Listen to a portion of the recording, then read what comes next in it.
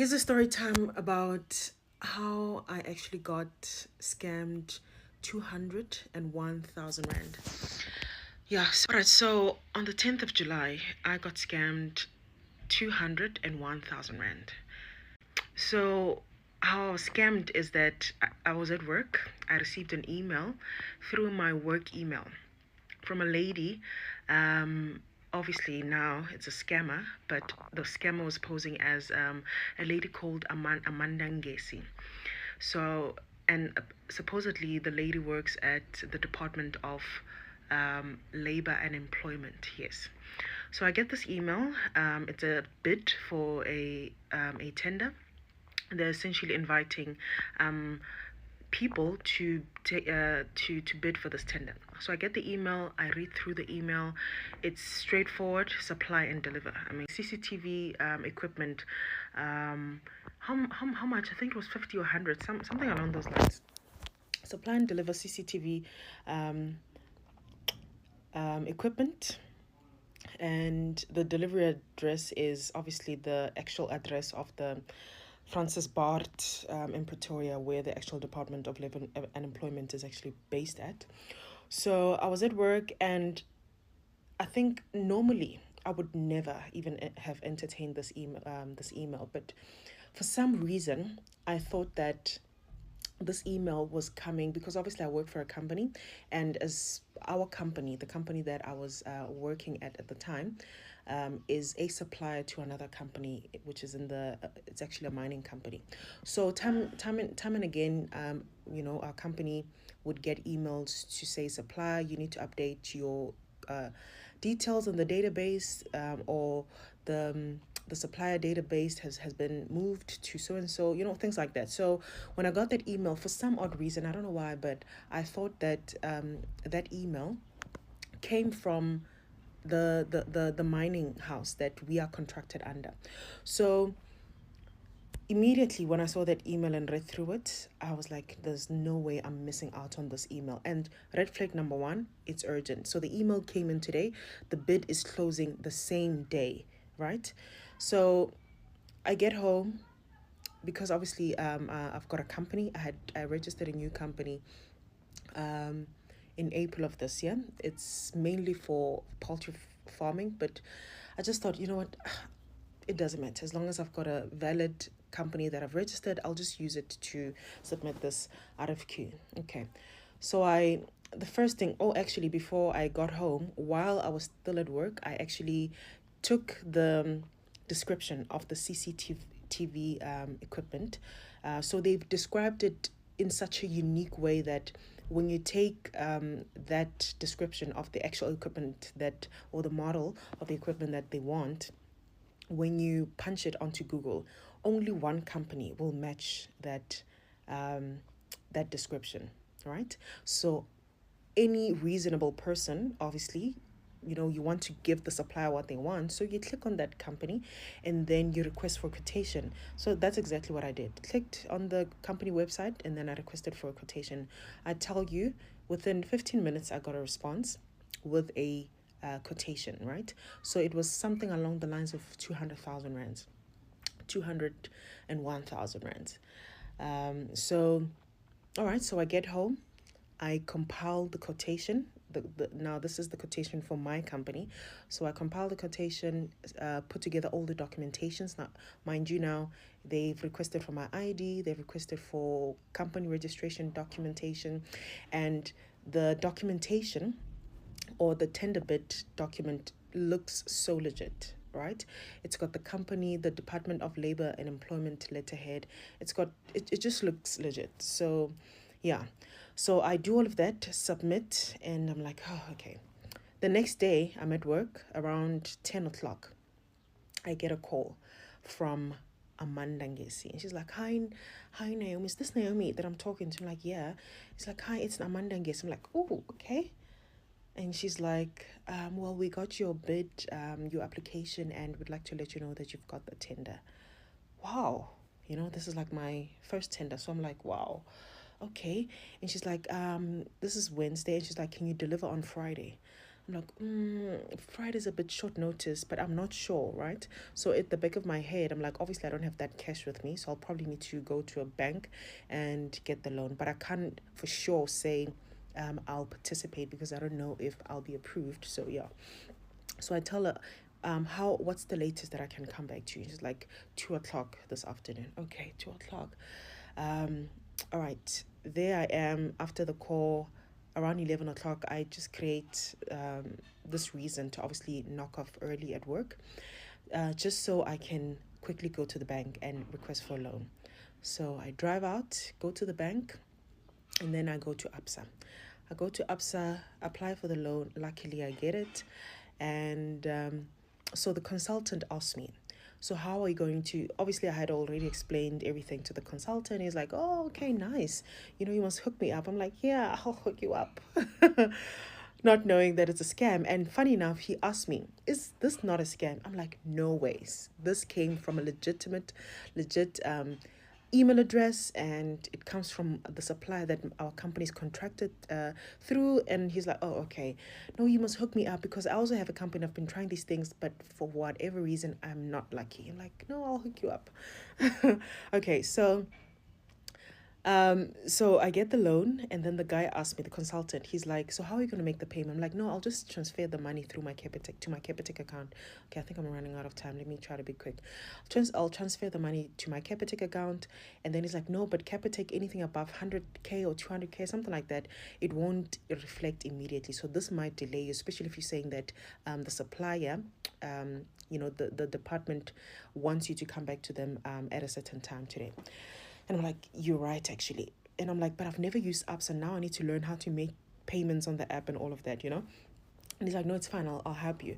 Okay, so he helps me. The money reflects into my account, Absa account. So I had to even open a bank account, obviously.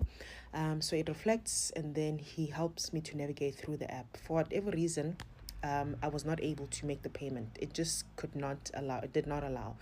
So he's like, okay, let's try to log into my system, like on my computer, so that I can make the payment for you.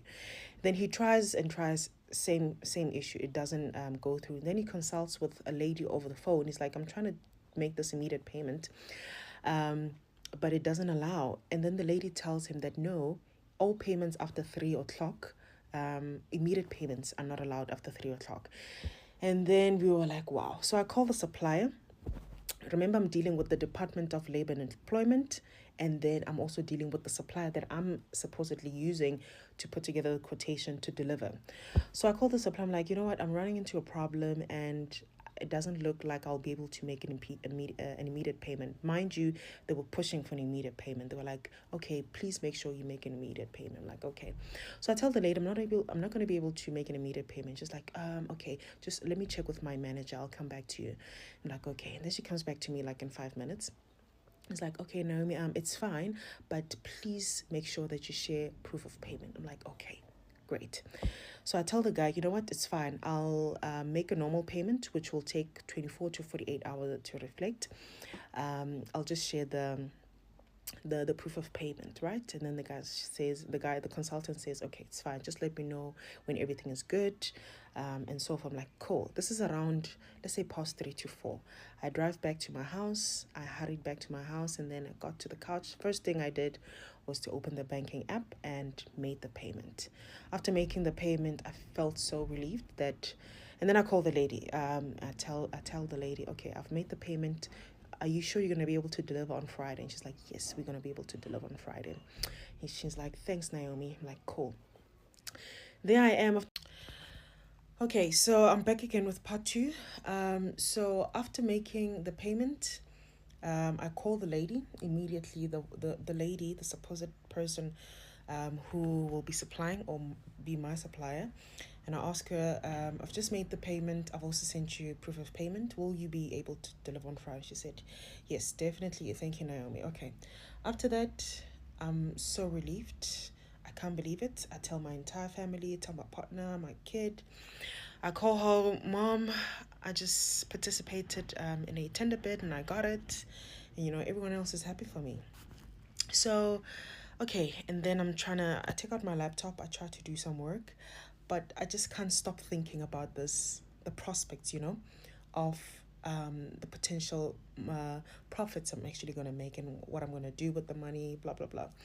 So, but then again, I also can't stop thinking about what that guy said at the bank. And what he said when he asked me, is this not a scam, And I said no, but for some odd reason, that just kept playing in my mind. And now the investigator in me kicked in. I'm like, what if it is really a scam, you know?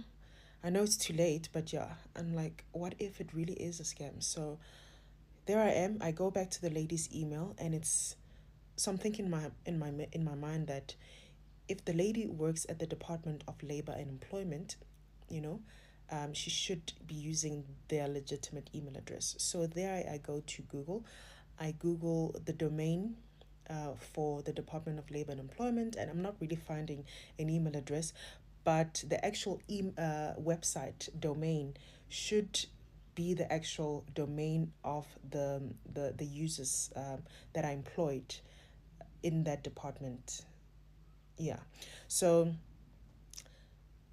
it says labor.gov.za, right? And then I go to the lady's email address, and it says amanda.ngesi at laborgovtenders.org. I'm like, something's not right here. .org, you know?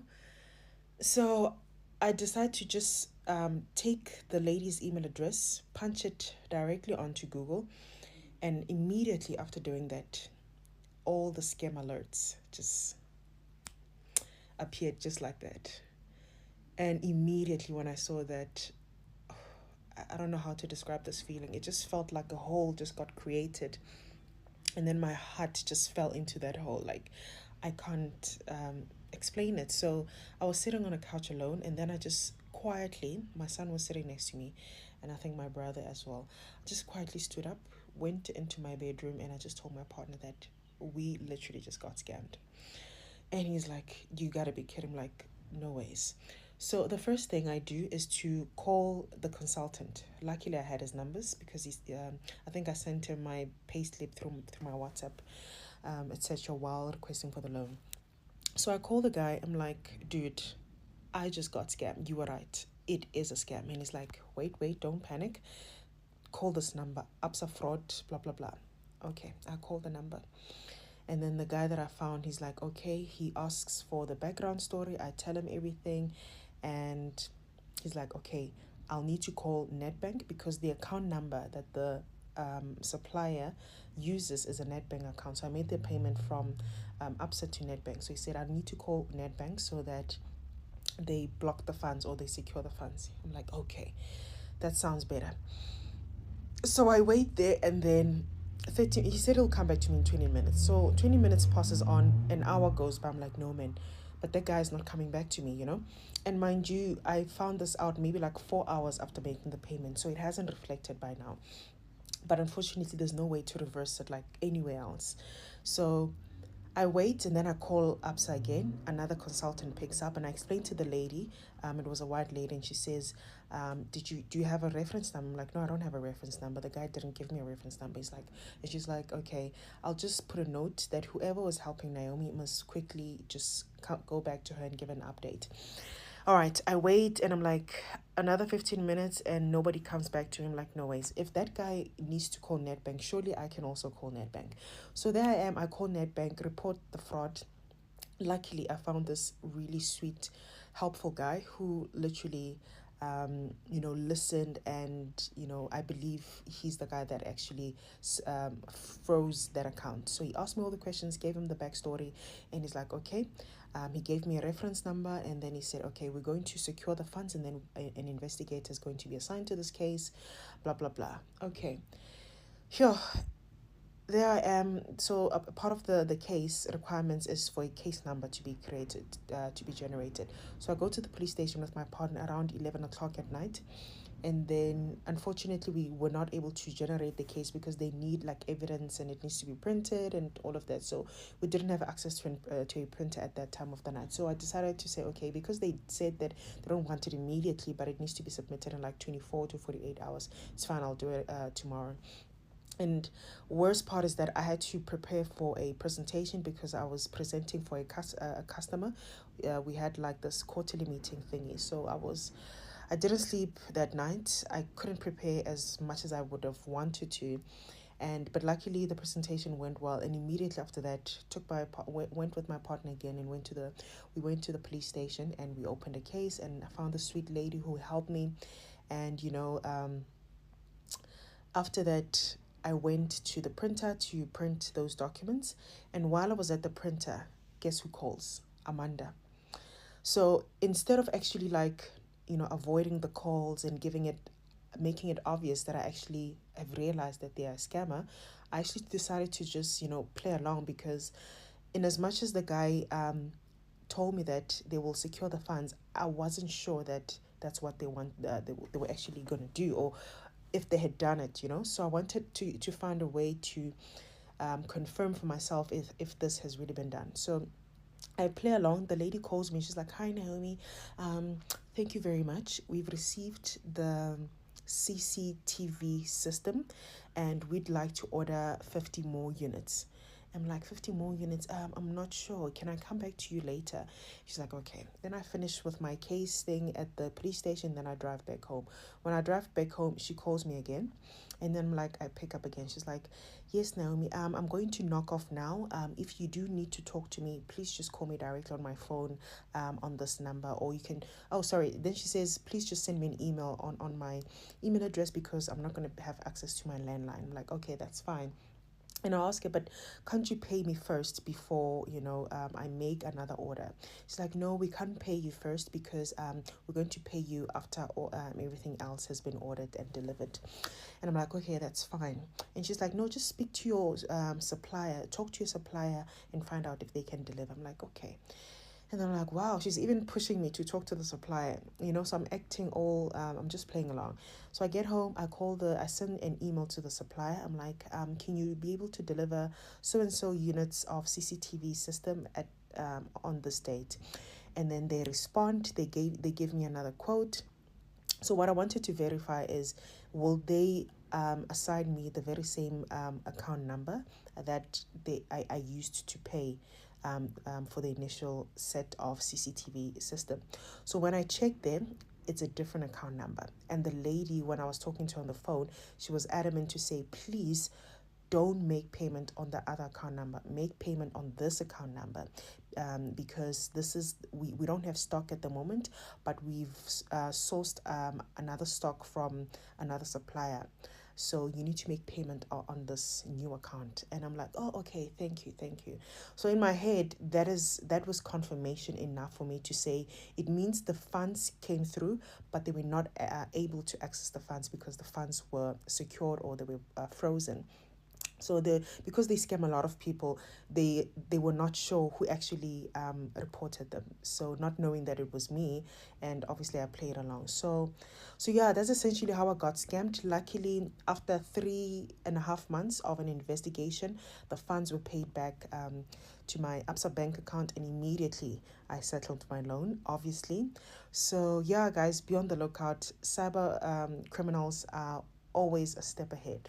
So another thing is that after they realized, so they kept calling me and I didn't pick up their phone calls. This was like the following day, and then I just didn't pick up. So I guess they realized that no, Naomi has you know caught up with what's actually happening here. So I'm running out of time.